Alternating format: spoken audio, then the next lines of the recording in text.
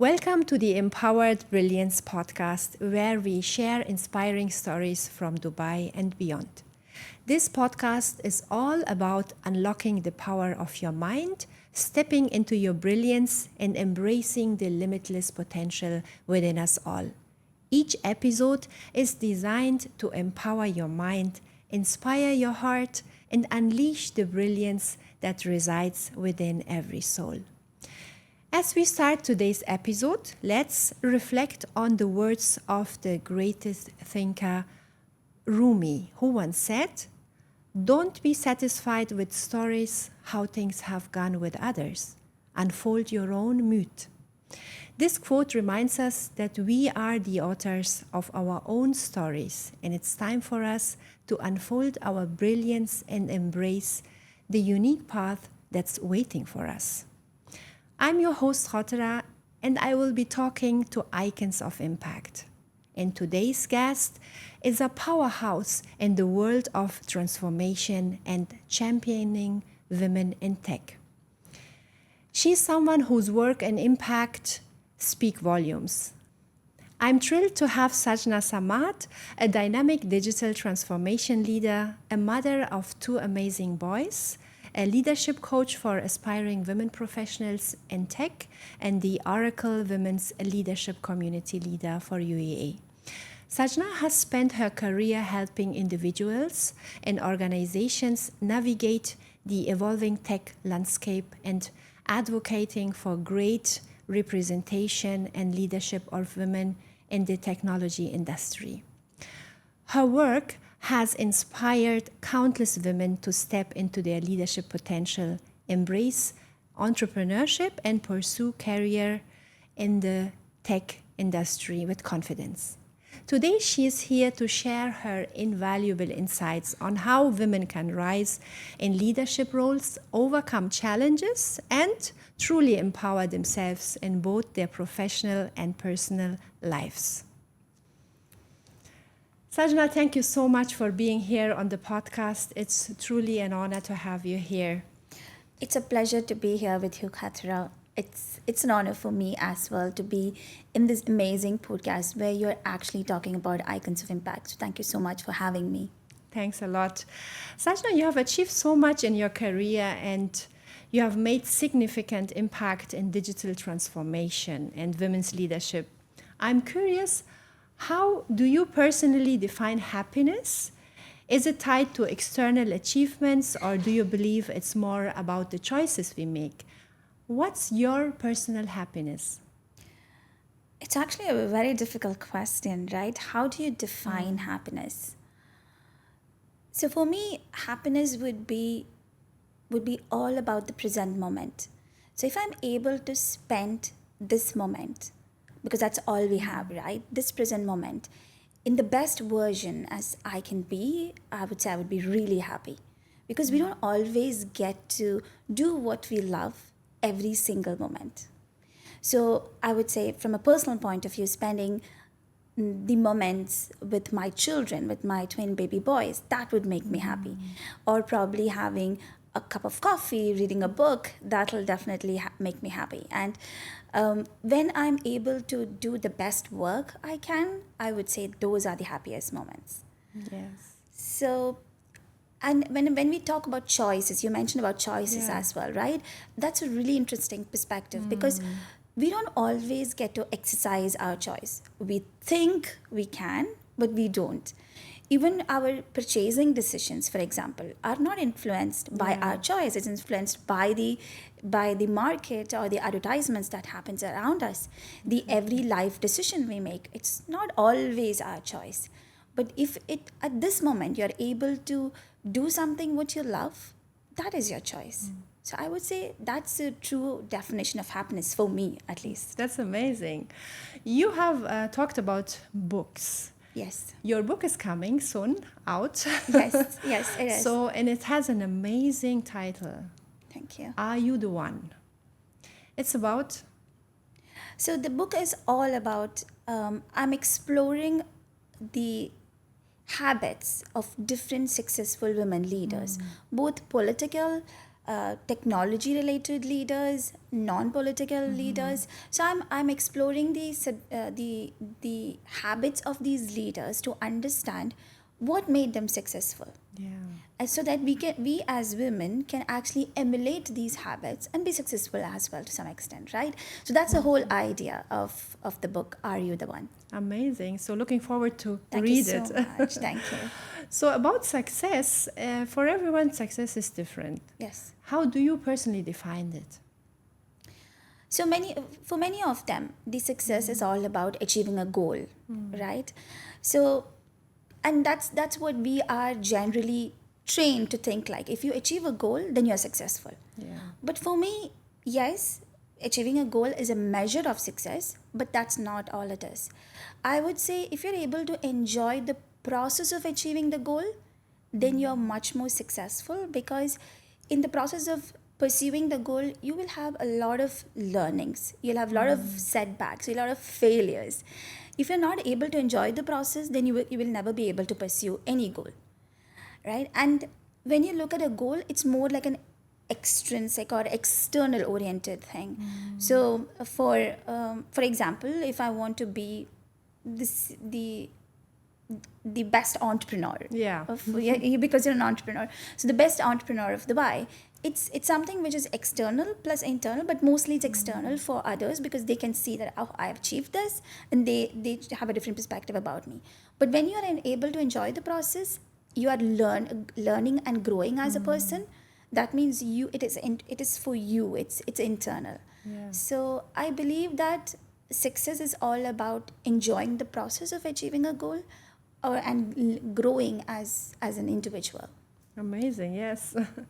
And as a leader, what qualities do you think define great leadership? That's a very interesting question. You are a leader. Yeah. You're helping so many women. Thank you so much. So, when you ask what defines a great leader, I would say great leaders are multipliers. Look around you. Look at those amazing leaders who inspire you, whom Yeah. you admire. If you look at them, you'll realize all of them have something in common. And it is that they value people. They value their people. They believe in their people. They trust their people. They develop their people. They develop leaders. So great leaders are multipliers. Amazing. And this is something which is mentioned in a book by Liz Wiseman. The book is called Multipliers, and also by the famous leadership coach called John Maxwell. So Yeah. I believe that great leaders are the ones who add value to others and multiply value to others. Amazing. And you've built a successful career in digital transformation. What advice do you have for women who are looking to break into entrepreneurship? Yes. And how can they overcome these unique challenges in this male-dominated industry? So first thing I would say, I'm not a person who loves to give advices. So I would say first and foremost thing for any women leader, or any leader for that matter, to do is to understand themselves. Self-awareness is key. You should be able to understand what are your skill sets, what are your strengths, what are you good at, what should you be improving. So self-awareness is key. Second, many leaders think that once you have achieved a position, you are the know-it-all. You know it all. You don't have to learn more. But that's not true. Yeah. As a leader, you should be a continuous learner. So you should have this growth mindset which keeps you at the edge of the things to learn new things, and especially considering the current landscape, technology is evolving so much. It's amazing. Yes. Now that AI is coming, it's so fascinating. So you can learn a lot. Exactly. So as a leader, you should be a continuous learner. So your mindset should be all about a growth mindset. So how can I be better as a person so that I can do better for the people around me? And finally, it's all about your vision. What is your vision? What are you trying to achieve?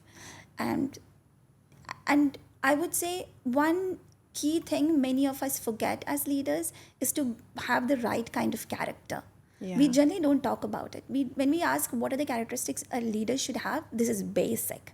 They need to have good character. They should be trustworthy. They should be authentic. so that the people around you would love to follow you. Yes, yes, amazing. Many women feel underrepresented in the tech industry. What advice would you give to women who are just starting out in the tech world? I would say three things. First, trust yourself. Believe in yourself. Believe in your competencies. If you have been given a position, it is because you are competent, Yeah. right? Many of us actually have this, we call it imposter syndrome. So we keep questioning us, oh, am I here because I'm competent or because it was just pure luck? So we keep questioning our skill sets and capabilities, and that makes us insecure. And that insecurity will make you micromanage your team, Yeah. which in turns makes you a bad leader, right? So the basics of any successful leadership is where you believe in yourself, where you know your skill sets. That's the first thing. So trust yourself, trust your vision, trust your journey, trust your strengths. That's first thing. Second is own your space. Many a times, especially in the tech industry, you Yeah. are in a room and you're the only woman in the room. I think it's the case in many other industries as well. Especially the higher you go up, you might be the only woman in the room, but that's okay. Your ideas are not gendered. Of Your course. perspectives are not gendered. So own your space. Speak up. Let your voice be heard in that room. Let your voice needs to be heard. Your voice and your Amazing. ideas have that space. They give you the space. Own it. Yes. We are empowered. We just have to Yes, speak up. exactly. So most of the times it is, this fear is inherent. I'm not saying it's a rosy world out there. I'm not just ignoring the Yeah. facts, but I'm saying that focus on the opportunities. Forget about the negatives, but the challenges. Focus on what opportunity you have. If you have given a position, if you are in that space, own it Yes. and make yourself heard. Amazing, yes.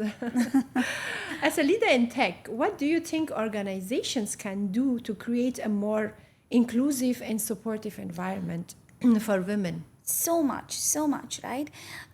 It is important, and there are lots of organizations who does that these days.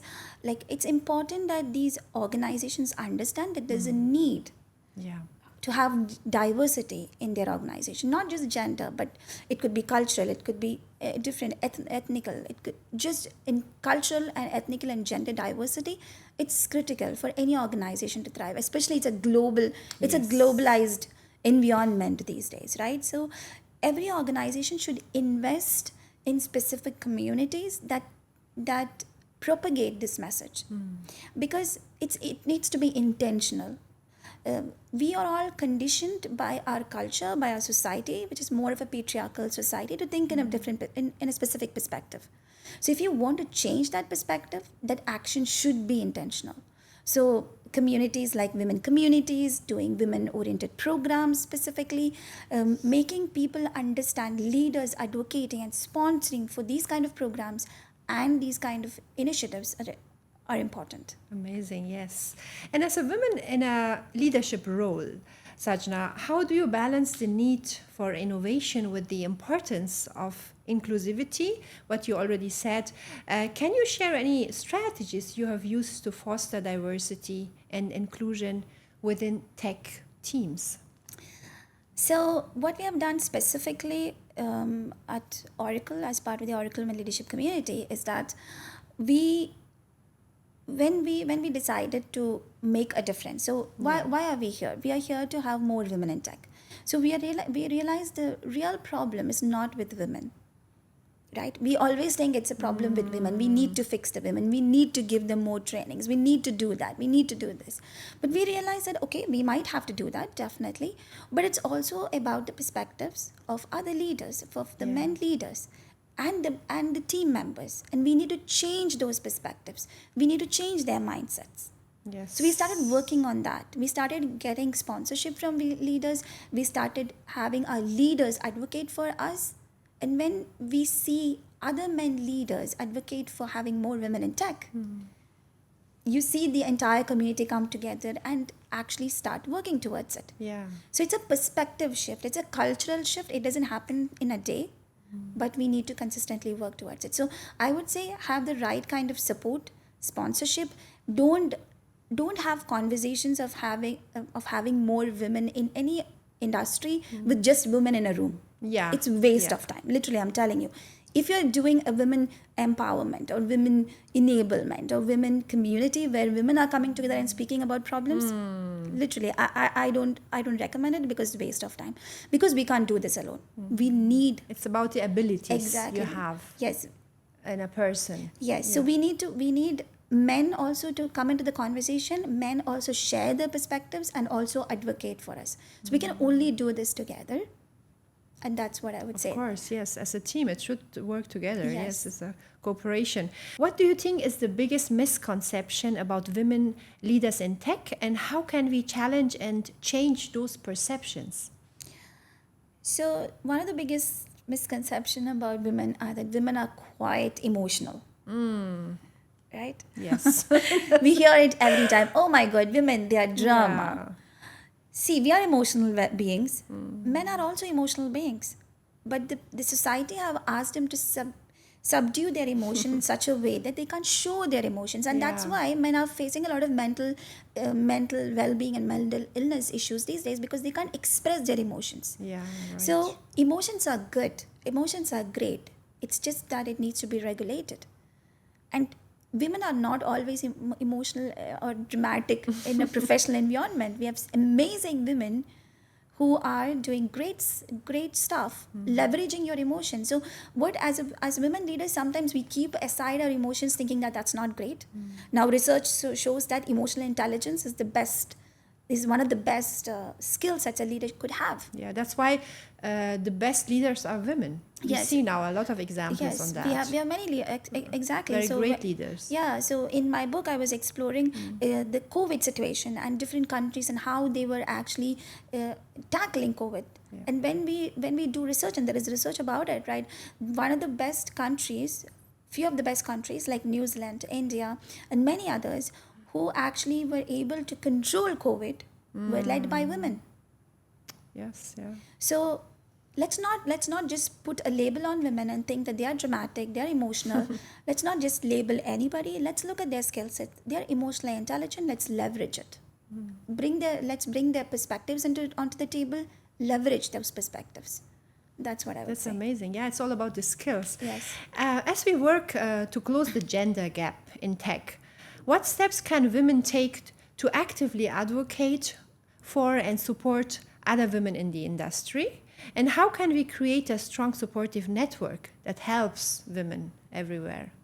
As you know, network is your net worth. Women are great at building networks, but we are not that great at leveraging networks. That's the point. Yes. Yes. So we have great networks, but we don't actually go to them and ask for something. We feel that, okay, should I be asking that Yes, person? we are very for- shy Yes. and not stepping up for, yes. Exactly. So I would ask every woman to go ahead and leverage your network. Ask for things, demand your rights. And it's not just about, network is not about just asking, it's also about giving. Yeah, So initially give, and then you will be in a position to ask for what you want of course. and Amazing. leverage those networks. So the that's one thing which I'll definitely say. Leverage your network. So second, which you mentioned about, right? You have to support other women. So if you're in a leadership role, it's important that you give opportunities for women. You mentor women. You sponsor them. Yes. So because you are now in a position where you're having some leverage, you are having some influence, use that influence to uplift other leaders. And that brings back me to the point I was mentioning about great leaders. Great leaders are multipliers. Absolutely. Great leaders build other leaders. So be a multiplier, be a great leader. That's amazing. Yeah, it's a great advice. So, Sajna, it's a so amazing conversation. I have some thought-provoking questions for Sure. you. So, if you could change one thing about the tech industry to make it more accessible for women, what would it be and why? So I would say it's a preconceived notions about women. We think women are good homemakers or housemakers, right? We are good at home, we are good at house, we are good with family. But we are also good from a technology point of view. If you look at the history, you will find a lot of examples like Hedy Lamarr. She was the inventor behind the technology that enables us to use Wi-Fi. Amazing, yes. Imagine if she was We're not talking about we are it. not we without Wi-Fi, Yeah. whatever we are talking about, it never works, right? So the internet, the cloud, the AI, everything it requires the technology behind it. So let's not box women into particular categories, saying that this is what women are good at. Let's keep the gender aside and focus on the skill sets. Amazing. And if you had the opportunity to mentor a young woman entering the tech industry today, what's one piece of advice you would share to help her succeed? Believe in yourself. Yes, amazing. Just believe in yourself. Just be confident about the skill sets you have, and find a mentor. If I had a mentor at a much younger age, probably I would have been somewhere else, definitely, because mentors make a difference. It's very important. Yeah, Yes, we learn a lot. Exactly. They teach you. They are the ones. They are the powerhouse of information, and they can actually guide you in the right way. So, as soon as you get out of the college, find a mentor and start believing in yourself. Amazing. That's great advice. In a rapidly changing tech world, how do you stay inspired and motivated to lead? So, okay, this brings back to me the conversations of purpose. Every person does, right? Yeah. We are a generation of people who are always pursuing purpose. We are trying to figure out what our purpose is, but it's not such an easy thing to figure out. And we think that if we can't figure it out, we are worthless, or we are not living a worthy life, and that makes people depressed, mentally ill, and all of that. So I would say it's great if you can discover your purpose, but you cannot discover your purpose by staying still. You can only discover your purpose by living life, embracing life, experiencing life. So I would say, rather than searching for your purpose, start living your life, start experiencing your life, and slowly the purpose will reveal to yourself. And that's what happened to me during COVID. So COVID, I had a lot of time to self-reflect, and then I realized that my purpose is to give back to my community.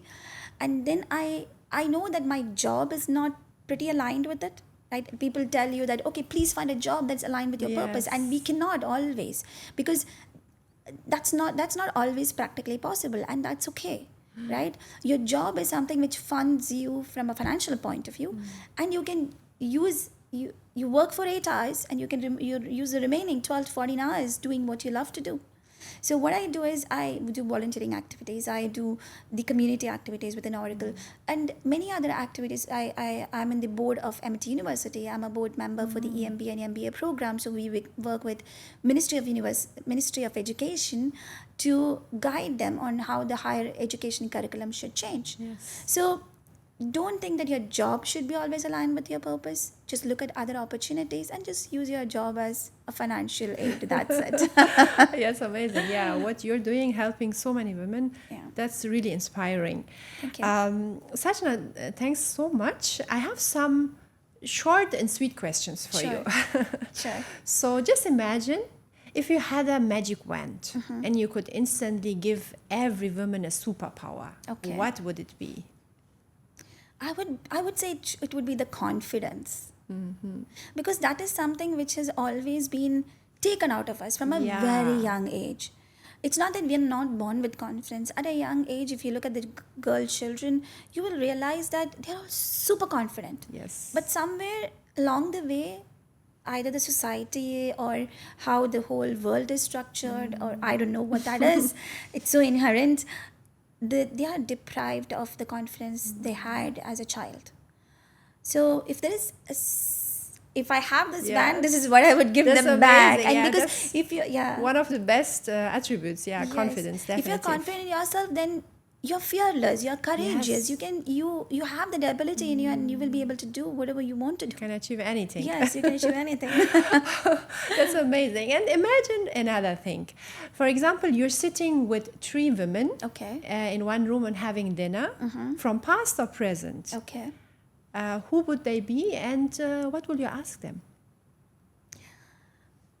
First one would be Hedy Lamarr, right? She was an actress actually, and then she was also an Okay. inventor. So I would love to know, how did she do so drastically different, two different roles, Yeah. and how did one role feed into the other? I'm sure it did. So I would love to know, how did she do that? That's one person. The second person would be Indra Inouye. She's the former CEO of PepsiCo, and she have an incredible story. Like, she has an incredible life, from Yeah. where she was a secretary to the CEO of one of the biggest corporates in the world, and how was her journey, and how was her leadership style? How did she face the challenges, and what experiences she had, and how did she learn from it? So, Amazing. And the third one? and the third one would be probably my grandmother. Oh, wow. Yeah. Yeah. I read a little bit about your book, Yes. which you started. It's amazing, her story. Yeah. So she was one among the first Muslim women to go into college during 1940s. So I would like to know, how did she have that courage at that age? Yeah. So unfortunately, she passed away a long time back. So I wanted to write a book about her. That was my dream. But at that point of time, I was quite young. Like, I was just in my 20s, and I was planning to have a vacation with her and spend a month with her, and to write about her story. But unfortunately, that's the year she passed away. So I had this. This is something which I really wanted to do with her, and I couldn't do. So if I had an opportunity, I would definitely have her on this couch, and I'll be speaking to I'm her. definitely sure she will be very proud of you, you. and she's watching you.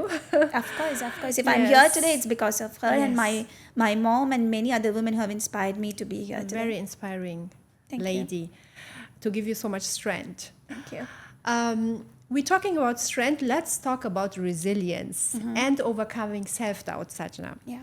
Mental resilience is a topic which is important to all of us. How can women build resilience, especially when faced with challenges that make them question their worth or abilities? I would say that women kind of have this thought process that we have to do everything alone. Sometimes we feel like, okay, we have to take care of our house alone. We need to take care of Yeah. our children alone. We need to do everything at home. At home and in the professional world, we need to do things alone, because we are trying to prove ourselves consistently, Yes. right? Want to be the best homemaker. We want to be the best mother. We want to be the best employee. We want to be everything the best. But unfortunately, what we don't understand is that we can't do it alone. We need our support system. Nobody does it alone. So build your support system. You need to have a support system at home who can help you when you're not at home, to take care of your children, to take care of your day-to-day needs. You also need a support system at work. So find mentors, find the sponsors. And I would say every woman should have a personal board of directors. Not just women, every professional, yeah. everyone should have. So what is the concept of personal board of directors? It's similar to how you have board of directors for an organization, right? Every single organization have a board of directors. And these board of directors are the ones who challenge them, who push them, and who guide them as an organization. So why not we have it as a person? So have your personal board of directors. That's how we can grow. Exactly. So your personal board of directors would be like 5 to 6 people, who will be a combination of mentors, sponsors, connectors. Connectors are people who have a good network. Yeah. Have people who have good network, then their network becomes your network. And ask for support from them. Have people who are an informational powerhouse. Like, these are people who have lots of information about things that's happening in the world, right? So have these different set of people in your personal board of directors, and leverage them, and also contribute to them. So that's Amazing, what I would say. yeah, that's great. And also a positive mindset and growth-oriented mindset is very important in business and in life. How can you maintain this mindset? Everybody asks you to be positive every time, right? Unfortunately, that's not possible. You have to understand that you are an emotional being. Yes. Humans are emotional beings, and you will have your ups and downs. Yes. But most of the times, if you are able to be on a positive tone or a positive mindset, that's great. And how do we do it? I would go back to Stephen Covey. He's the author of Seven Habits, which makes successful people who they are. So it's a book you should definitely read if you have not read that. So in this book, he talks about the concept of controlling the controllable. Focus on the things that you can control. Don't focus on the things which are beyond your control. So for example, the Yeah. political situation is beyond your control. Okay, you can worry about it, you can think about it, you can do something about it to some extent, but after that you can't do anything. It's not in your course. control. So start focusing on what you can control, and when you start focusing on it, slowly the things around you starts to change, and more things becomes controllable to you. So that's what I would say, to keep a positive mindset. Focus on what you can control. Amazing. Yeah, that's great. Sajna, it is also very important. Why do we need more women in tech? I will take you a little bit back to history. So, when you talk about equality or equity for that matter, every time, from a gender equality or equity perspective, every time they talk about pay equity or opportunity equity, right? Having equal opportunities. But when we speak about equity, it's much more than that. So there was a book called The Invisible Women, and that book talks about different research where women were underrepresented. And I'll give you some examples, and you will be mind blown. That Okay. book will literally leave you mind blown. So the first research is that, did you know that until 1994, women were not part of clinical trials? Wow. Which means that the medicines you are taking today have never been tested on women. Wow. The lab tests, the lab results actually, for example, the blood sugar levels for women and men are different. Yes. But where you get a singular range which is more for a man than a woman. The surgical treatments which are getting is never been tested on a woman. Imagine the health implications. Yes, that's totally different result Yeah, for exactly. everyone. And the reason they say it is that it's difficult to include women in clinical trials because of our hormonal changes, and Yeah. it will skew. They say it skews the results, but if we are consuming that medicines, definitely that results needs to be considered. Absolutely, yeah. And even these days, even if the FDA said that we need to have more women in clinical trials, those results are not considered because of multiple reasons, right? That's one. Second example is that, did you know that if you go in a car and you have either your spouse or your partner or your brother in the car, and God forbid, Yeah. you meet with an accident, you are 75% more likely to die because of seatbelt injuries than your partner. Because, again, seatbelts were never tested on women. On women. Wow. So when we're talking about equity, we're not talking about just pay equity or opportunity equity. It's much Yes. beyond that. Yeah.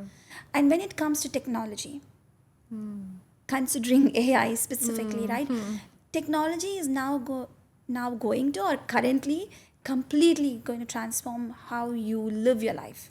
Absolutely. Like yeah. it's not just like anything else. It's going to be in every single aspects of your life. Now imagine It's a new era. It's a and new in era. Dubai, we are like experiencing it's really a lot now. Exactly. So imagine if we don't have enough representation in a space where it's going to impact every single aspect of our life. From in terms of healthcare, it's going to AI is going to influence how healthcare will be given to different people, and what kind of medicines and Yes. what kind of treatments in your food, in your day-to-day life. I think this gives you more than a reason why we need to have more representation of women in tech. Absolutely, yeah, it's so crucial. It's Yes. very important, yes, to include women in that, because it should be specific on women as well. Yes. When the And it's results also are not about like that. it's also about the diversity and the different perspectives women bring onto the table. We talk about hallucinations and bias of AI, Yeah. because AI is developed by white male individuals. The AI algorithms are developed by white male individuals, and it's not they're conscious. I'm not saying they're consciously injecting bias into the AI algorithms, but this is unconscious, because AI is a representation of human beings. Yes. So if we have an unconscious bias, AI does have it as well. So it's important that we have diversity in technology industry as well. It's really amazing to listen to your talk. Yeah, great. Another thing is very important, Sajna, the role of self-worth in leadership and success. Self-worth plays such an important role on how we show up to the world. And how do you believe a woman's sense of self-worth impacts her ability to lead, to create, and to thrive? If you look at all the successful women leaders, they really believed in them. So in the book, when I wrote the book, that's one thing which I realized. If there is a common characteristics for all of these women, they really believed in what they do. They really believed in their vision. They really believed in what they wanted to achieve as an individual. Before starting it, they saw it, right? Like they believed in that. Exactly. They had this, they knew that this vision is going to be true for them despite all the challenges they're going to face. And they were persistent, they were consistent. They were not taken back by failures. They learned from the failures, they done and dusted the failure, they decided that I'm going to get up and do more. And they didn't give up. And they didn't give up. Yeah. So that's what I would say self-worth does to women. So you should definitely invest in understanding yourself as a person. And you cannot have a self-worth unless you understand yourself. Self-awareness is key. So invest in learning about yourself. And great leaders, they know about themselves and they know how to lead themselves first before they can lead others. That is amazing. Yes, you have to know yourself before. Yes. Absolutely. And it comes from inside. Yes. And then you can lead. This is great, Sajna. Such an empowering conversation. And I truly believe that our audiences will be inspired and empowered by your insights. Thank you. And we learned a lot. It was really interesting conversation. Just having this conversation with you brought back memories of the times when I was doing research for my book. So it's amazing. Thank you. I'm looking so much forward to read your book. Yes. And it's amazing. Yeah, the topic is fascinating and waiting for it. And come next time and talk about your book. Definitely More in done. details. Be my guest again, Sajna. Thank you so much for being on the podcast. You are a true icon of impact. Thank you so much, Katra. It's a pleasure. Thanks. And for the audiences, I hope you're feeling inspired and empowered by Sajna's insights. And I truly believe we learned a lot today. See you next time on the Empowered Brilliance podcast with Icons of Impact Conversations, again with another guest. Stay tuned to more empowering conversations here from Dubai. Till next time, step into your brilliance.